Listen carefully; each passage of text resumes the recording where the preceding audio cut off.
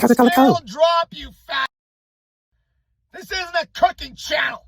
This isn't the fat acceptance movement. It's a weight loss channel.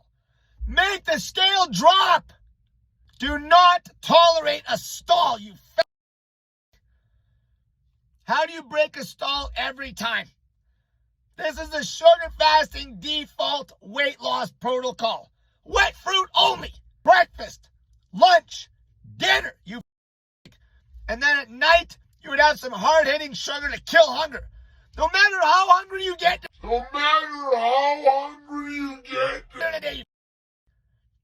You can put out the hunger fire at night. You can make up the difference at night. Put yourself to the test, you idiot.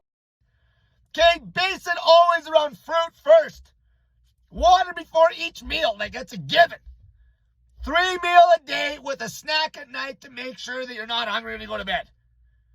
That is the default. If the scales drop like a stone and you start to hit your maximum volume capacity in the sitting, then you would add in some hard-hitting sugars, you m***. You eat normal. Fruit. You need to play with the bottom end. You build the whole damn thing around the sugar fasting. It is around fruit, you m***. Whole foods. Fruit, smoothies.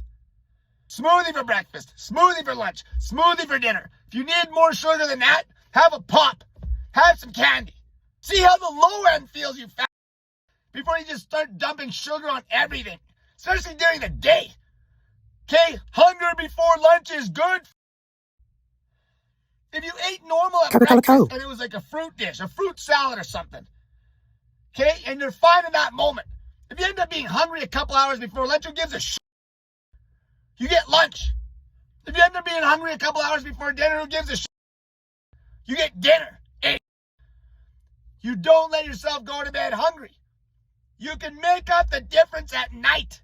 This is where you start from, the default. This is where you start jacking up your syrups and shit, your honeys and shit. When you start hitting volume capacity in those meals. Okay, you don't want to be bloated up. You don't want to be bloated up. At that point, if the scale's dropping like a rock and you feel hungry and you're hitting a volume capacity in a meal, eating normal, obviously, then you would add some sugar. You can always make up the difference if you're light during the day at night. If you end up being light during the day, okay, you eat breakfast and then you're quite hungry before lunch, but your breakfast you ate till you were full of volume. But it was all wet fruit, so it wasn't that dense. And then you're hungry before lunch. Same thing happens. You're hungry before dinner. Okay, and then you make up the difference at dinner. Okay, with a snack later maybe, or you have a little more at dinner, or more hard-hitting sugar. Then you're learning something, you idiot. Because there's some fat women and fat men that if they focused on whole food, fruit sources, and smoothies, they might go to bed on a massive deficit because they're not even hungry. But how the hell would they know that? When they're already adding stupid amounts of sugar to something that would have been fine the way it was, just on the regular volume from the fruit. Guaranteed you will break a stall. Nobody's not losing weight on fruit for breakfast, fruit for lunch, fruit for dinner, and even getting in enough sugar at night to not be hungry going to bed. The default sugar fasting weight loss default protocol, if you ever stall, this is guaranteed weight loss. Guaranteed. Guaranteed. Until next time, sugar in the absence of fat and protein. Cut the starch. Start with the default. Okay, whole foods, fruit smoothies.